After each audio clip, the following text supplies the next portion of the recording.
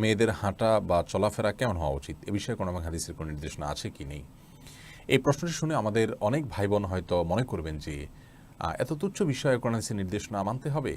একজন মুসলিম নারীর চলাফেরার ক্ষেত্রে, তার হাঁটার ক্ষেত্রেও কোনো স্বাধীনতা নেই? সে ব্যাপারেও কোনো হাদিসের নির্দেশনা তাকে মানতে হবে? আসলে এই প্রশ্ন তারাই করতে পারেন যারা আল্লাহ রাব্বুল আলামিনের প্রতি বিশ্বাসের গুরুত্ব অনুধাবন করেন না।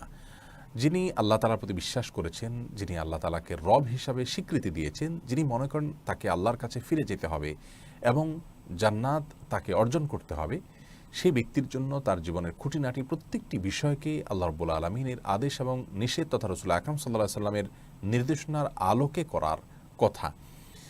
এটিকে কোনো ঈমানদার, কোনো মুসলিম বোঝা মনে করবেন না, বরং তিনি এটাকে তার জন্য আনন্দের বিষয় মনে করবেন যে তার প্রতিটি বিষয়কে তার রবের আদেশ নিষেধ অনুযায়ী তিনি করার চেষ্টা করছেন। এটাকে তিনি বরং এনজয় করার চেষ্টা করবেন। অতএব যারা আল্লাহ